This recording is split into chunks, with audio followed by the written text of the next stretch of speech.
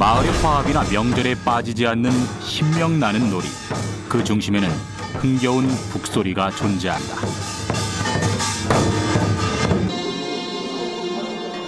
조선시대 유교 사상을 바탕으로 예와 악을 중시했던 궁중 문화에서도 북이 사용된 것을 알 수 있다.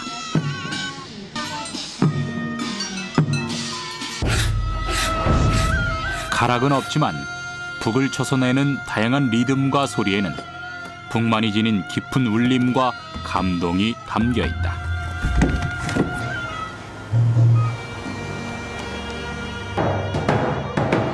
북은 음악을 연주하는 기능을 넘어 희노애락을 표현하는 춤으로 나타나 독창적인 한국의 전통 예술로 발전되었다.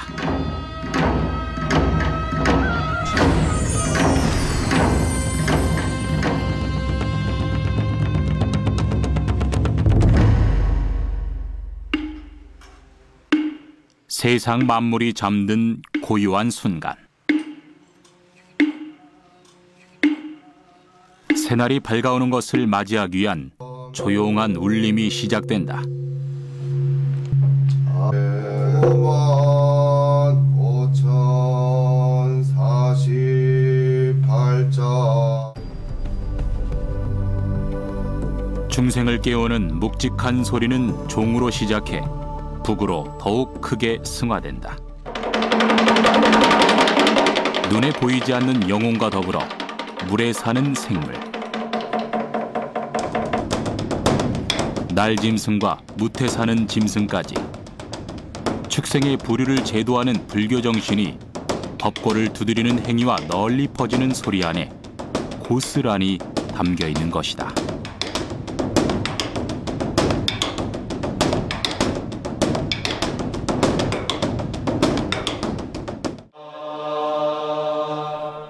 어둠에 둘러싸인 경내를 잔잔하게 울리는 법고 소리에 어리석은 중생이 하나둘 깨어나면 비로소 세상의 하루가 시작되는 것이다.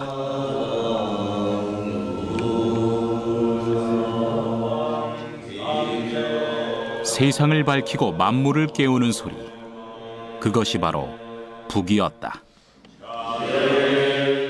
천지인 삼재, 그래서 하늘과 땅과 사람과의 그 자연적인 그 관계를 전부 북으로 만들어 가지고 그 소리가 어울리게 해서 천지인이 함께 어울려서 그 지구를 감싸는 그런 기운을 갖다가 표현했다고 볼 수 있죠.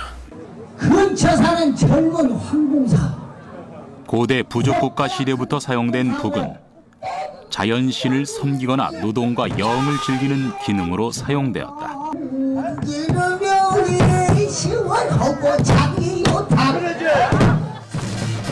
이후 인간의 희노애락 감정을 소리와 춤으로 표현하며 인간 생활 깊숙이 자리매김하게 된다.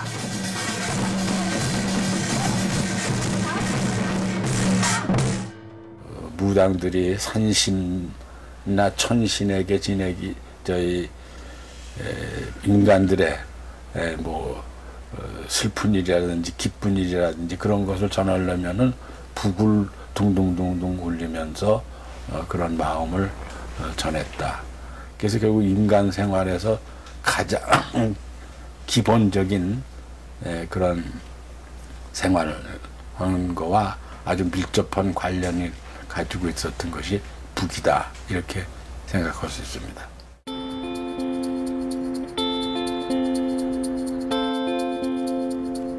경남 진주의 토지주택박물관. 이곳엔 우리나라 옛 부족국가 시대의 생활 유물이 전시되어 있는데 발굴 지역에서 발견된 토기와 도구를 통해 당시 조상들의 생활 모습을 파악할 수 있다. 지금 여기 있는 유물들은 그 연천 호로고르라고 하는 그 고구려 성지에서 확인된 것들로 그 임진강변에 있는 고구려 성곽 중에서도 가장 중심적인 역할을 했던 중요한 성곽에서 출토된 그런 발굴 유물들입니다. 경기도 연천 지역에 존재하는 호로고루 유적지는 개성과 서울을 연결하는 중요한 길목으로서 삼국시대의 성지이다. 현무암 절벽 위에 세워진 고구려 관방 유적으로 호로고루 성벽은 흙을 다져 쌓은 뒤에 돌로 성벽을 올린 성곽이다.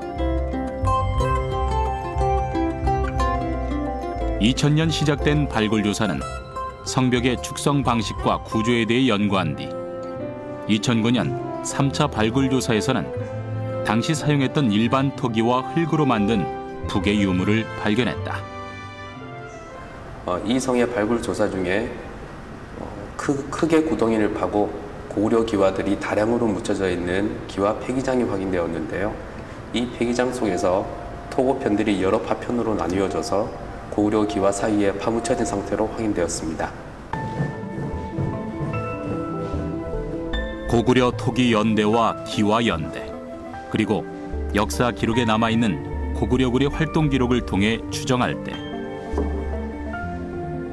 토고의 연대는 6세기 중반에서 7세기 후반에 사용되었던 북인 것으로 보인다. 지금 보시는 유물은 연천 호로고루 고구려 유적에서 발굴된 상고라고 하는 토제 북입니다. 보시는 바와 같이 토기의 표면에는 상고라고 하는 명문이 새겨져 있으며 토기의 구연부 아래에는 0.5cm가량의 구멍을 일정한 간격으로 뚫어서 위에 가죽과 연결하는 끈을 매달은 흔적을 볼 수 있습니다. 토고편은 일반적인 토기에 비해 2배 정도 두꺼워 외부의 강한 압력에 견딜 수 있도록 설계되었고 일정한 간격으로 구멍을 낸 흔적으로 볼 때 북이라는 것을 알 수 있다. 발굴조사에서 토고편은 전체가 완형으로 나온 게 아니기 때문에 전체 모습을 있는 그대로 추정하기란 쉬운 일은 아닙니다. 다만 저희가 실측으로 도면 복원한 것을 근거로 할 때 위가 뚫려 있고 배가 약간 부른 항아리 모양의 형태가 아니었을 거라고 추정하고 있습니다. 삼국시대에 사용된 토고는 두껍게 흙을 굽고 양옆 구경부에 가죽을 씌워 사용했을 것이다.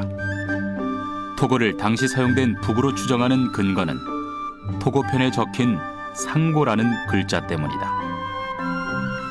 상고의 고는 북을 뜻하는 한자이며 조선시대 악학괴범에 상고라는 악기가 기록되어 있기 때문이다. 삼국시대부터 북이 사용됐을 거라고 추정은 하고 있었지만 실물로서의 북의 모습이 나온 것은 이거 처음이라고 할 수 있습니다. 그래서 그뿐만이 아니라 이 북이 나온 곳이 군사유적이라는 것에 주목할 필요가 있습니다. 일반적으로 북이라고 하면 가장 큰 울림을 가지고 있는 타악기로서 사람의 감정을 고양시키고 사기를 북돋아주는 역할을 한다고 볼 수 있는데요. 이런 모습이 가장 극적으로 발현되는 것이 전장에 사용된 북이라고 생각합니다. 일상적으로 북은 신호와 교신의 기능으로 사용되었으며 전쟁에서 방어와 공격의 진군 신호 역할을 했다. 북이 사람의 감정을 고양시키고 병사들의 사기를 북돋아주는 그런 형태의 타악기로서의 기능으로 실제 사용됐음을 이 고구려 군사유적에서 발견된 군사유물로서의 북으로서 알 수 있습니다. 또한 이런 유물들이 군사유적에서 사용된 것으로 봤을 때는 이미 적어도 삼국시대에는 이 북이 우리 일상생활에 친숙하게 깊숙이 자리하고 있던 유물임을 알 수 있습니다. 북이 내는 거대한 소리는 다양하게 사용된다. 한 마을이나 국가의 위기 상황이나 중요한 일을 알리기 위해 북을 두드렸다. 현재 확인된 바로는 우리나라 문헌 기록 중에서 최초의 북에 대한 기록이 나오는 것은 삼국사기라고 할 수 있습니다. 삼국사기 권 14에 보면 자명고에 대한 이야기가 나오는데요.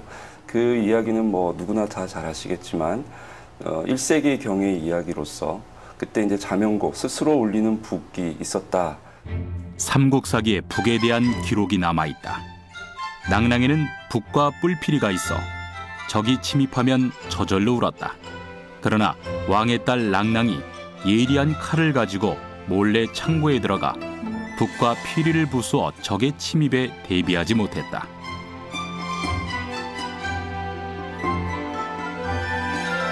고구려의 왕자 호동을 사랑한 랑랑공주는 자명고를 찢어 고구려를 도왔다는 설화와 조선시대의 백성의 억울한 일은 왕이 해결해 주었다는 신문고까지 다양한 북 이야기가 전해진다. 조선시대에는요, 궁궐 앞에 큰 북을 설치했습니다. 이 큰 북은 백성들 중에서 억울한 사연이 있는 사람들이 이 북을 치게 되면 임금이 그 북소리를 듣고 그 사연을 접수하고 처리하기 위해서 설치했던 신문고였던 것입니다. 후한서 동의열전에 따르면 부여에서는 제천 행사를 지낼 때 북을 사용하며 노래하고 춤추었다는 기록이 전해진다. 북을 치면서 뭐 새해를 맞든지 그 국중대회라고 해서 요즘으로 치면은 이제 축제를 벌이는 건데 그 부여의 영고, 예의 무천, 그다음에 이제 만의 소도 뭐 이런 식으로 돼가지고 여러 사람들이 이제 음주 가무 술 마시고 노래하면서 춤을 췄다 하는 이제 그 기록들이 있기 때문에. 또 다른 기록으로는 고구려 시대의 안악 삼호본 벽화에 새겨진 악공의 모습에서 알 수 있는데 두 사람이 어깨에 메고 가는 담고는 행진 때 연주하던 북이었다. 다른 악기들과 어우러져 연주되는 모습을 통해 이미 당시에도 북은 연주에 있어 중요한 악기로 사용된 것으로 보인다. 북의 최초의 기능은 아마도 그 의사소통용이 아니었을까라는 생각을 하고요. 최초에는 그 북의 형태가 아닌 어떤 두들리는 형태에서 시작이 되었다가 사람들이 가죽의 울림에 대한 그런 매력을 느껴서 가죽이 쉬운 제대로 된 북을 만들었을 것이고요. 그래서 의사소통 내지는 그것이 발전을 해서 제사에 쓰이는 악기로 발전을 했을 것으로 추정할 수 있습니다.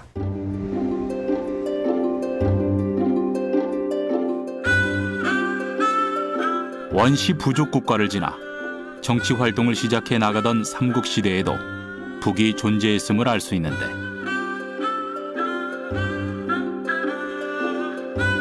삼국시대에 나라를 방어하기 위해 산에 쌓은 성곽의 출토품에서 특별한 북이 발견되었다.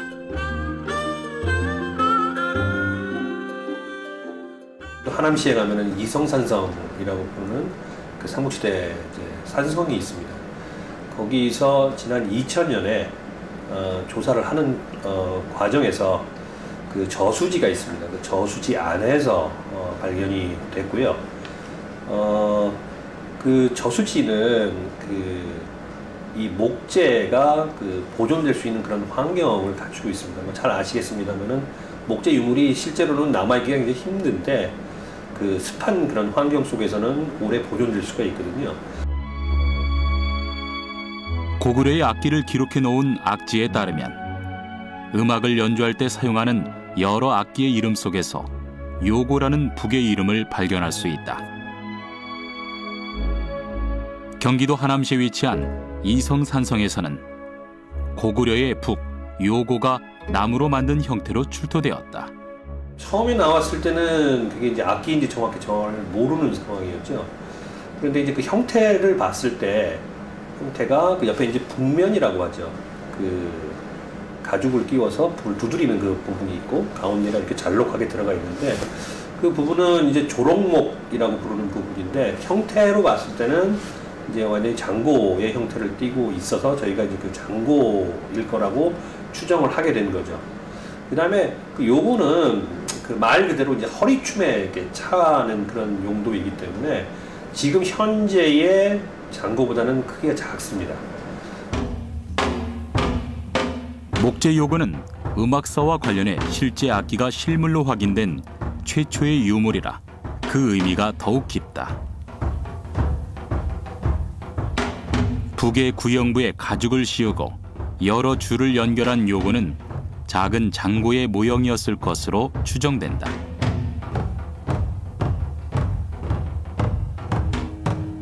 요거를 비롯해서 그 작은 장구들은 일반적으로 검은고나 이런 현악기와 같이 그 연주를 하는 것으로 그렇게 알려져 있습니다. 그래서 그 현악기에서 그 내는 소리하고 그 작은 북에서 내는 그 소리가 굉장히 이렇게 잘 조화롭게 이루어진다고도 일반적으로 국악하시는 선생님들께서 말씀을 하시거든요. 그래서 이거는 뭐 연회라든지 그런 부분에서 이루어지는 그런 악기라고 볼 수가 있겠습니다. 아악, 당악, 향악 등 전통음악의 기초를 세운 세종시대를 이어받은 성종임금은 조선시대 문화예술을 재정리하게 된다.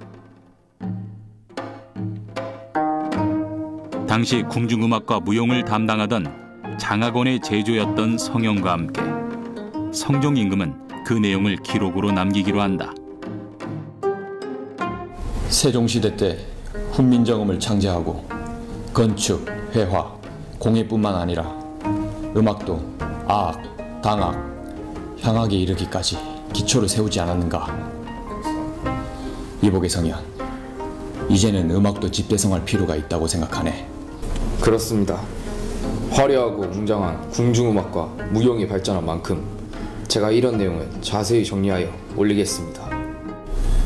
장학원 제조인 자네가 악화개범을 만들어 주었으면 하네. 그럼 성심을 다하겠습니다. 이후 조선시대는 음악과 무용의 부흥기를 맞이하며 전통예술을 발전시켜 나가게 된다. 성종이 성현에게 악화개범 편찬을 맡기게 된 이유는 당시 장학원 제조였던 유자광이 성현의 능력이 뛰어난 것을 알렸기 때문이다. 이후 성종은 음악과 춤의 조예가 깊었던 성현을 필두로 악화개범을 편찬하게 된다. 악화개범은 성종대에 편찬된 조선 초기 음악을 집대성한 책입니다. 이 악화개범에는 악기의 편성, 악기 이론, 악기에 대한 자세한 치수 또는 복식이라든가 악기 배치라든가 이런 거에 대해서 상세히 기록되어 있는 책이라고 할 수 있습니다. 당시 장학원에 있던 의계와 악보가 오래되어 헐었던 상태였기 때문에 새로운 악규책이 필요했다. 60조의 중심음을 만들고 실제 성종 당시의 여러 제향과 조회, 연양 때 악기를 진설하는 법을 기록한 악화개범은 오래의나 의계와 같은 성격을 띠었다. 악화개범에는 북에 대한 상세한 기록들이 기록되어 있는데요. 문양이라든가 사용되는 재료, 그다음에 상세한 치수들까지 매우 상세히 기록되어 있습니다. 특히 악화개범에는 17종류나 되는 북에 대한 기록이 그림과 함께 연주 방법까지 설명되어 있다. 북의 특징에 따라 이름에도 의미를 부여하고 북의 형태에도 의미에 맞춘 기둥과 장식을 더해 연주를 할 때 예를 갖춰 진행했다. 궁중 회려원과 연례에서 시작과 끝을 알리는 건고는 십자형 모양의 호랑이 받침대 위에 큰 북을 올려놓고 화려한 장식과 날개를 펴고 나는 백로로 장엄함을 표현했다. 네, 이 악기는 건고인데요. 연양악에 주로 쓰이는 악기입니다. 그런데 우리나라 북 중에 가장 큰 악기라고 할 수 있습니다. 해경궁 홍씨의 회가변 행사를 그린 진연 반차도에서 연주단의 모습 중 건고가 있음을 알 수 있다. 조선시대에 궁중잔치에서 연구하던 연향악은 국내적으로 사회 통합의 기능을 갖고 국외적으로는 원활한 외교 활동의 기능을 갖추어 중시됐다. 임금과 신하의 화합을 위한 회례연, 왕실의 친인척 잔치를 축하하는 진연 등 예연의 절차에서 중요한 것이 음악이었다. 연향악은 건고를 치며 처음과 끝을 알리고 음악 연주와 무용이 어우러졌다.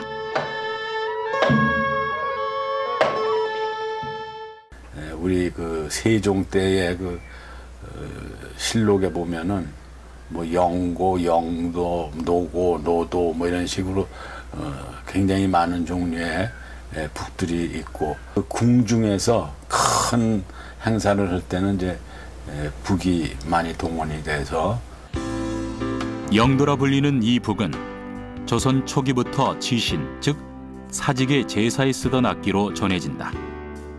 노란색을 칠한 작은 북통 4개를 십자 모양으로 쌓고 연꽃 모양과 하얀 갈매기를 장식한다. 북소리는 불협화음을 내며 함석 지붕에 우박 떨어지는 소리와 같다고 전해진다.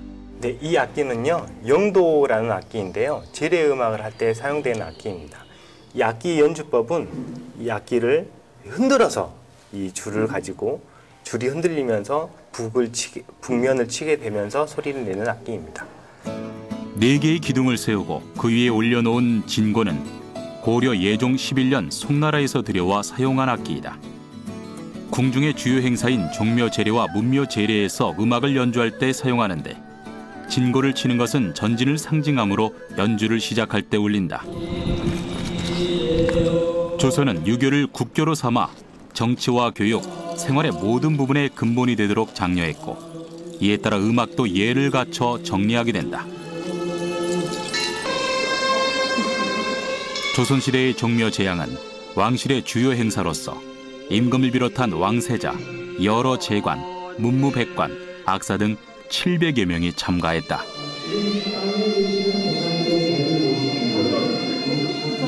조선 시대로 들어오면 이제 그 유교를 숭상하는 또 조선은 유교와 예학을 숭상하는 그 예학 사상이 지배적이었던 시대입니다. 그래서 왕의 권한이 굉장히 높고, 근데 이제 조선 시대로 왔을 때 왕의 권한을 지키기 위해서는 왕의 그 제를 지내는 것을 굉장히 중요시하게 생각을 했습니다.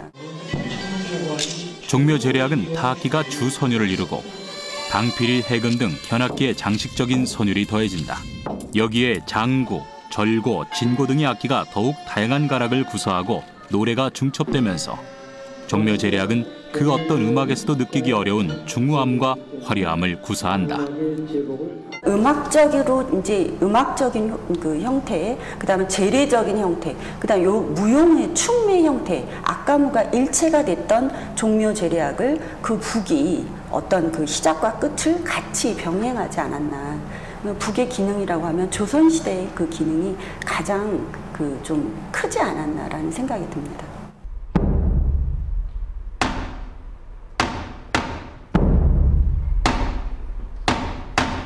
국가를 세우고 발전시킨 왕의 덕을 찬양하는 내용의 종묘 제례악은 음악이 연주되는 동안 문무와 무무로 구성된 무용도 진행된다.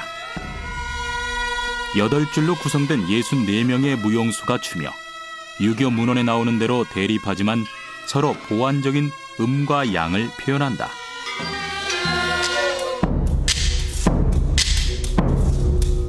궁중음악에 사용되는 북은 크고 화려한 반면에 민간에서 사용되는 악기들은 주로 이제 작고 또는 이제 화려하진 않지만 실용적인 그런 악기들이 주로 사용되어 왔습니다.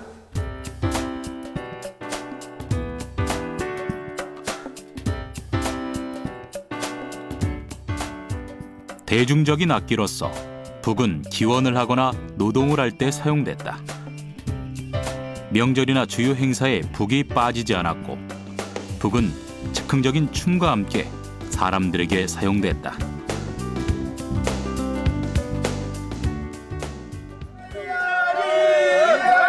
북은 농경 작업을 할 때 노동의 신명을 높이고 합심해 일을 하는 협동과 단합을 이어주는 기능을 가지고 있다. 이는 북소리가 가지고 있는 리듬과 흥 때문으로 선조들은 모내기를 할 때 가락에 맞추어 못줄을 치고 모심질을 했고 신바람과 흥을 기본으로 하는 북의 소리는 농악의 형태로 나타났다.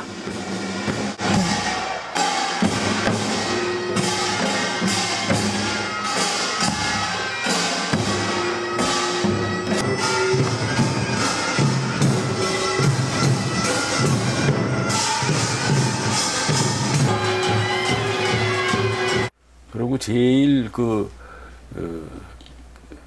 북이나 꽹과리나 이런 것이 혼연일체가 돼서 저하는 것은 농악이죠, 농악. 그러니까 우리가 농악은 이제 큰 들에서도 하고 또 농사 짓는 것과도 연관이 되고 또 전쟁이 나서 의병들이 조직돼서 오면 그때도 다 농악대가 그러고 이제 산신제를 지낸다든지 마을을 지켜주는 마을의 수호신을 위해서 그 마을에 있는 당집 같은 데에서 구술하는 건데 결국 그 농악을 치면서 하는 거죠. 김홍도가 그린 평생도를 살펴보면 인간이 태어나고 살아가는 평생에서 겪는 많은 일들에서 종종 북이 등장하는 것을 볼 수 있다.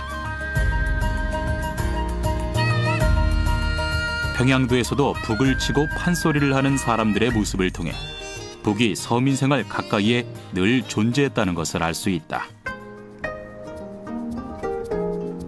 대중화를 이뤘던 북, 왜 그렇게 사람들은 북에 매료된 것일까?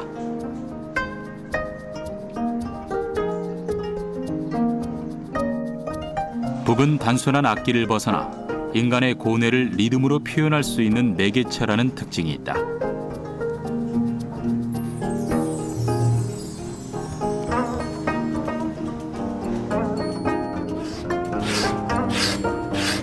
때로는 웅장하게, 때로는 익살스러운 북의 소리는 가죽과 통을 어떻게 제작하느냐에 따라 천차만별이다.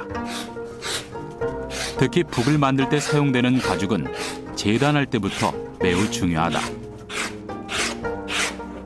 사물놀이를 전문으로 하신 분들, 이제 그러한 분들이 원하는 소리를 만들어주기 위해서 음을 만들어주는 거죠. 그래서 이제 가운데 북채로 치는 부분은 조금 두꺼운 상태로 놔두고 양쪽 가해를 조금씩 얇게 해주면은 그걸 그렇게 해서 북을 만들면은 가운데가 좀 두꺼우니까 북채로다가 치게 되면은 이게 좀 울림이 부드럽고, 이제 황소 울음소리는 이제 이 징이 나오지만 이거는 부드러운 여운이 길게 간다는 거지, 그 울림이.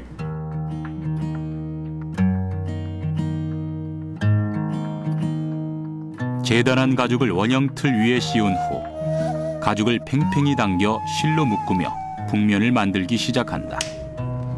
이때 가죽은 충분히 물을 먹여 얇고 두꺼운 부분을 북면에 잘 맞춰줘야 한다.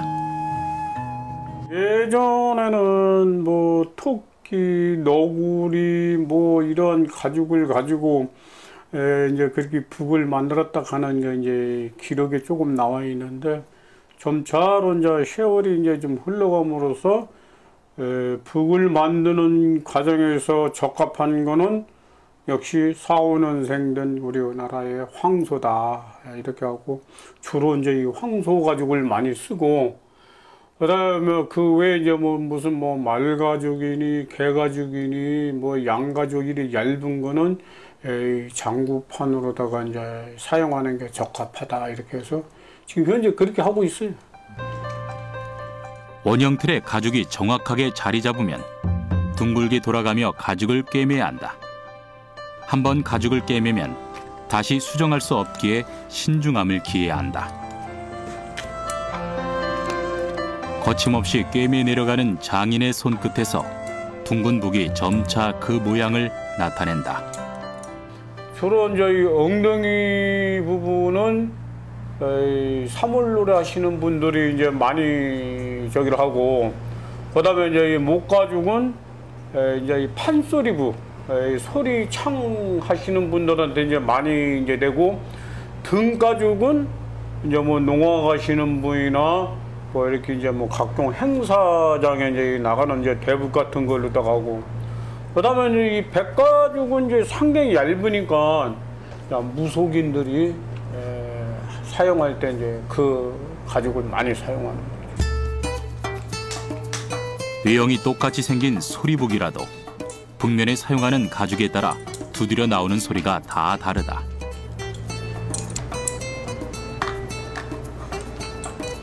용도에 맞춰 작업을 끝낸 북면은 이제 천천히 말리는 과정을 통해 북으로 탄생할 시간을 기다리게 된다.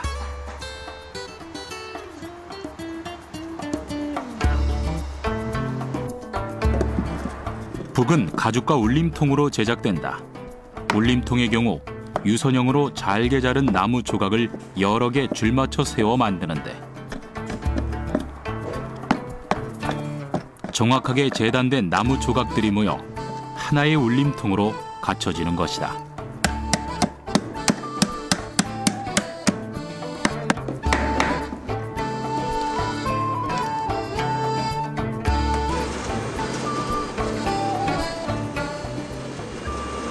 일단 이런 대북 같은 거는 우리나라 야상에서 자란 소나무, 그 소나무는 이 사시사철 변함이 없고, 또 이 소나무는 쉽게 말해서 이제 남자의 역할처럼 든든하게 굳게 뻗어나간단 말이에요. 그래서 이제 그 소나무로다가 이제 북통을 짜놓고, 통의 형태로 붙인 나무 조각들이 제대로 된 통이 될 수 있도록 장인이 일일이 깎아 매끄럽게 만들어준다.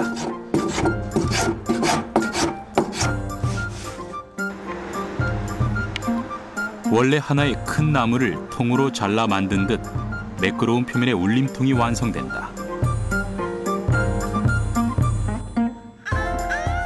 말려놓은 북면과 울림통을 서로 붙이는 과정이 이어진다.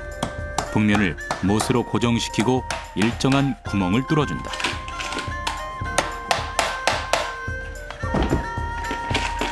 줄 역시 하나의 긴 줄을 이용해 북면과 통을 연결하게 된다.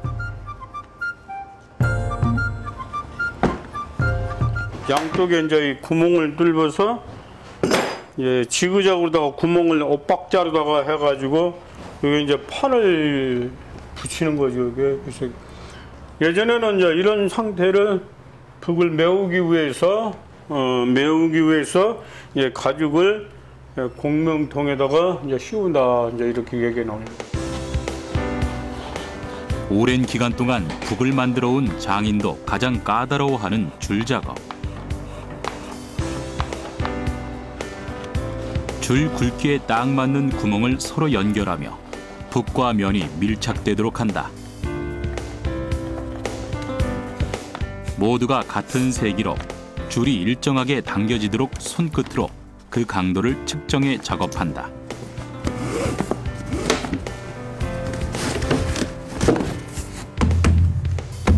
줄 당기기가 중요한 이유는 줄을 바짝 당기고 느슨한 정도에 따라 북의 울림 소리가 변하기 때문이다. 북은 날씨와 온습도에 따라 가죽이 달라지기 때문에 가죽이 수축되지 않도록 신경 쓰며 작업해야 좋은 소리를 유지할 수 있다. 현재 이 소리가 지금 막았고서는 그냥 둥둥거리는 소리밖에 안 나지만 이게 말르면은, 이게 말랐을 때를 과장할 때 하면은 이게 상당히 소리가 부드럽고 여인이 울려 퍼진다는 거지. 가죽은 한번 갈라지면 쓸 수 없기 때문에 만들 때부터 제대로 만들어야 북의 생명력이 길어질 수 있는 것이다. 북의 소리는 귀로 듣는 것이 아니라 손을 타고 나오는 음을 잡는다고 한다. 이 북을 하나 만들어 놓고 그 북이 말라서 내가 쳤을 때 그 감정이라는 거는 이제 이루 말할 수 없는 거죠. 눈물이 나올 정도죠. 그래서 대북이나 소북이나 원해줬던 소리가 나와줬을 때, 그때는 내 목숨이 탁 그 자리에서 끊어져도 여한이 없다는 거지. 북을 만들기 전 목욕 재개를 하고 경건한 마음으로 혼자 조용히 북을 만들다 보면 몸은 만신창이가 되어도 울림이 좋은 북을 탄생시키는 것, 그 장인의 마음이 북에 새겨지는 것일지도 모른다.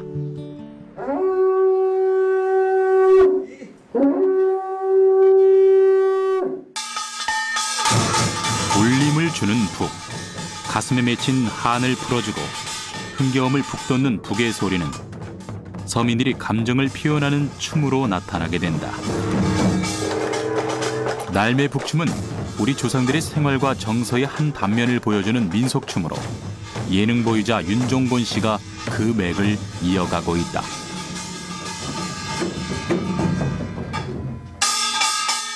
옛날에 원님이 부임할 때 그 온고개라고 하는 온 고개를 지나갈 때 이제 거기서 주민들이 원님을 맞이하면서 풍악을 올리고 북춤을 추고 뭐 이랬던 논유도 있고, 그리고 그 정사를 보시다가 한 원님이 또 대구 지방에서 돌아가셨어요. 산 모양의 구름이 날아와 산이 되었다는 날매 지역에는 백성들의 추앙을 받은 원님이 있었다. 그러던 어느 날 원님이 업무를 보다 순직을 하자 백성들이 매우 슬퍼하는데,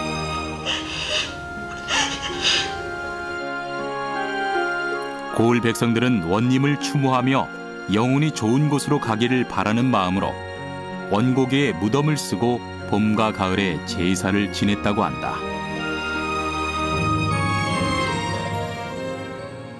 그 원님을 그 원고개에다 무덤을 쓰고 춘추로 이제 이렇게 제사를 지낼 때 원님의 그 혼령을 달래기 위해서 하얀 소복을 입고 북을 치면서 이렇게 춤추던 기 관행이 이제 이 날매북춤의 형성 유래가 된다고 봅니다. 제사를 지낼 때 북을 울리며 춤을 추던 것에서 유래된 날매북춤은 흰옷에 녹색 조끼를 입으며 예를 갖추고 징과 장고 그리고 12개의 북을 사용해 흥겨운 연주를 이어가며 경상도 특유의 국거리 장단에 맞추어 춤을 춘다.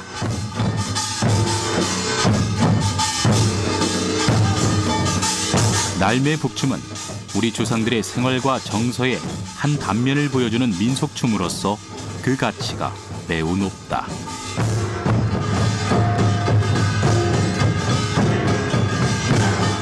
경상도에는 이제 뭐 조금 이렇게 우리가 옛날에 말이 있잖아요.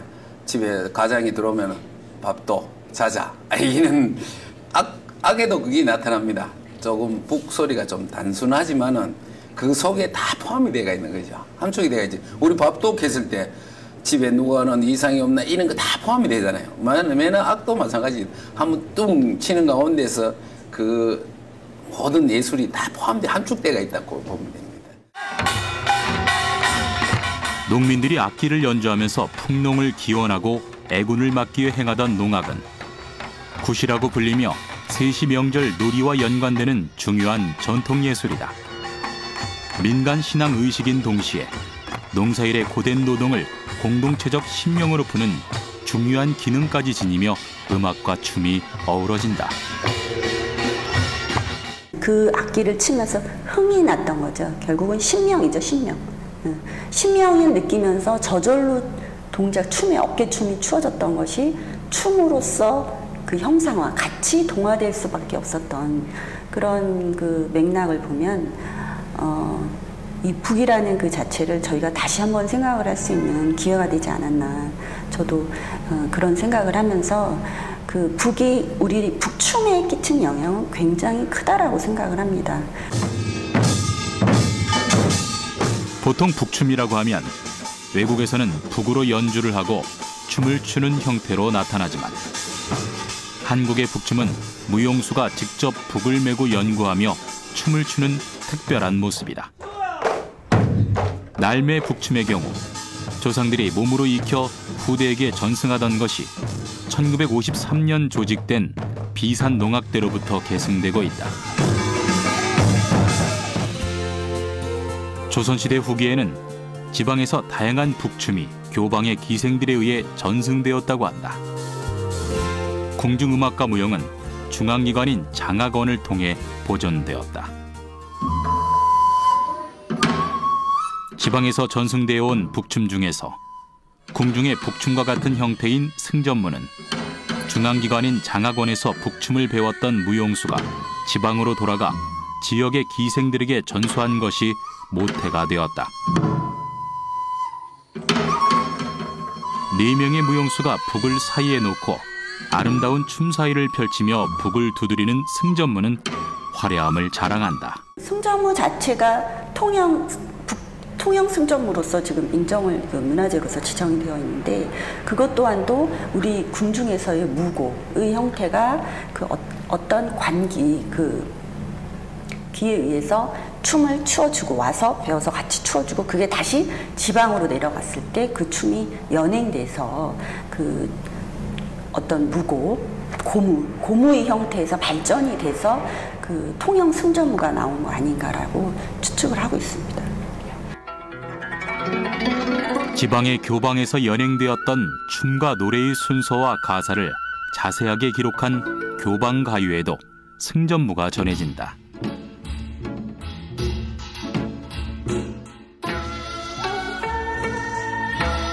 아름답고 화려한 춤을 배우는 일은 전문가 수준의 기생들에게도 매우 어려웠다고 전한다.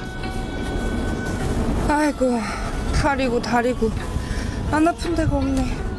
하루 종일 북을 들고 춤을 췄더니 너무 힘들어.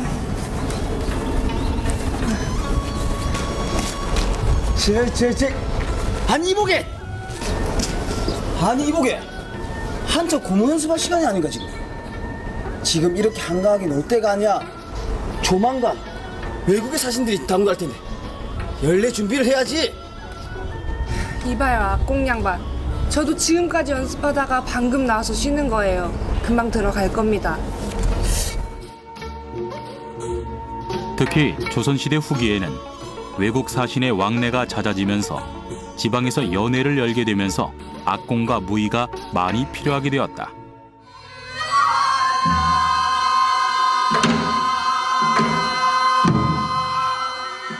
시대적인 상황에 의해 자연스럽게 북춤은 악공과 기생이 후대에게 문화를 계승하게 된다.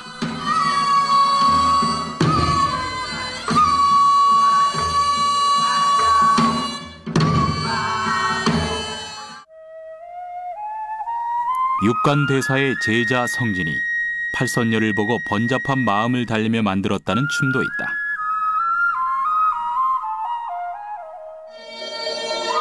승려의 복장으로 북을 두드리며 번뇌를 표현하는 승무가 바로 그것이다. 손에 북채를 들고 감정을 표현하는 아름다운 춤사위 끝에 고뇌와 번뇌, 복잡한 갈등 등 겪고 있는 마음을 표현하기 위해 북을 두드리는 것이다. 불교의 민속무용인 승무는 전승자에 따라 임해방류와 한영숙류로 구분된다.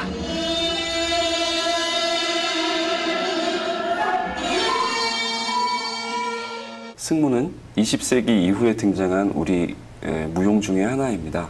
그 승무라는 춤에는 반드시 북 반주를 수반하게 되어 있는데요. 우용수가 다양한 북가락을 치면서 그 춤을 절정으로 이끌고 갑니다. 승무라는 춤은 사실 불교에서 나왔다고 볼 수 있습니다. 몸으로 전달되는 방식의 춤 전승은 옛 모습 그대로 유지될 수는 없었지만 시대를 살아가는 사람들에 의해 의미를 더해가면서 더욱 깊은 춤을 창작하고 보존하게 되었다. 한국 전통 예술 중에서 북의 연구 그리고 북춤은 가지수도 짧고 연구도 많이 부족한 상황이다. 그럼에도 불구하고 북춤은 인간의 고뇌와 환희를 나타내는 북을 중요한 무구로 사용하기 때문에 앞으로 계승 발전해야 하는 중요한 예술로 평가받고 있다. 외국의 북가락은 앞에 승무에서의 어떤 그 불교적인 그 색채를 가미해서 본인의 그 내적인 한이라든지 그런 어떤 그 고뇌라든지 이런 거를 승화시키는 작용을 하는 게 외국에서 펼쳐지는 거죠. 결국은 외국을 침으로 해서 그 본인의 그 아픈 것들이 이런 것들이 회양을 한다. 불교의 용어로 회양을 한다라고 저는 생각을 합니다.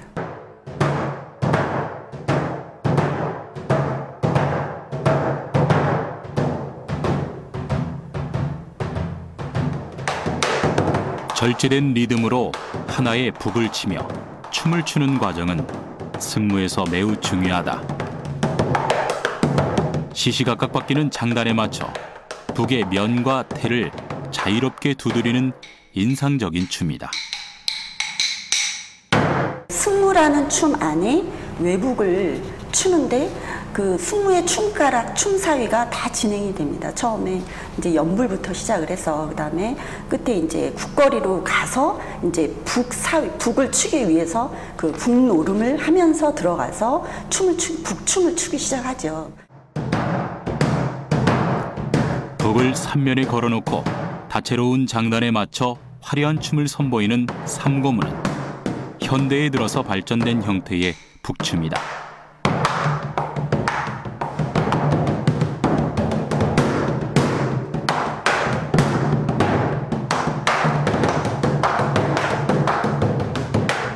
여성스러운 손놀림을 통해 북의 소리와 춤의 아름다움을 더욱 높였다.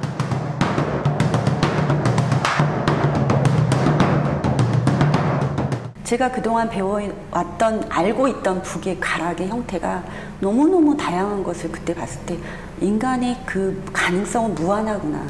그 무한한 가락을 저렇게까지 표현을 할 수 있구나라는 거에, 그것도 북을 통해서 하고 있다라는 거에 저는 굉장한 그 감동과 또 북의 찬사를 보낼 수밖에 없었습니다.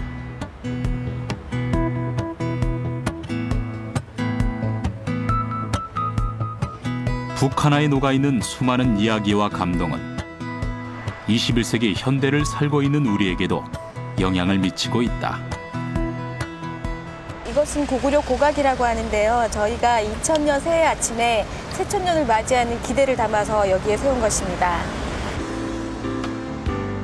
고구려 고분벽화에 등장하는 대북을 재현해 놓은 고구려 고각.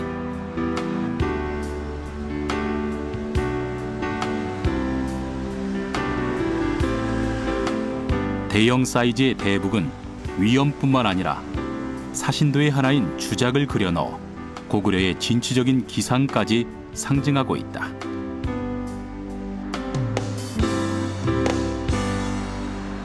고구려 고각은 일종의 상징물인데요. 상징물 자체가 그것이 어떤 쓰임표로 활용된다기보다는 그것이 갖고 있는 정신을 그것을 보는 사람들로 하여금 계속 되새기게 만드는 기능을 하고 있습니다. 그래서 저희는 그 고구려의 능동적이고 진취적인 정신을 이어받아서 고구려가 능동적이고 역동적인 구리시의 모습으로 변화되게끔 바라는 염원이 있습니다. 원시 시대부터 사용된 북은 전쟁과 군대 행렬에 빠지지 않고 사용됐다.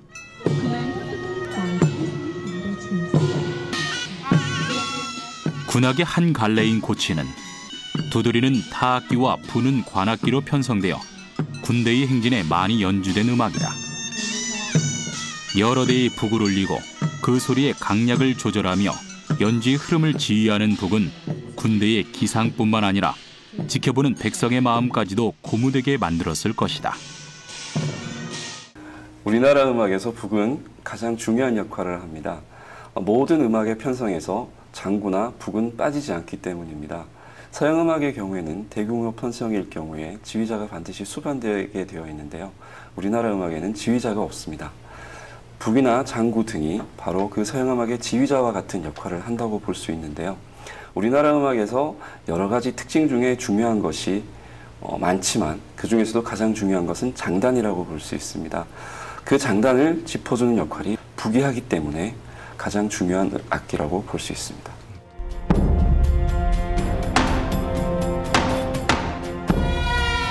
북은 단순히 신호를 알리던 악기에서 점차 내용과 절차에 따라 음악과 춤을 수반하는 예술의 형태로 변모해 나갔다. 제천의식을 지내며 무사 안녕을 기원하는 고대 국가 시대부터 존재했던 북. 전통 예술로서의 가치를 인정받은 북은 이해부터 우리 역사의 한 자락을 신명나게 울리고 있었다.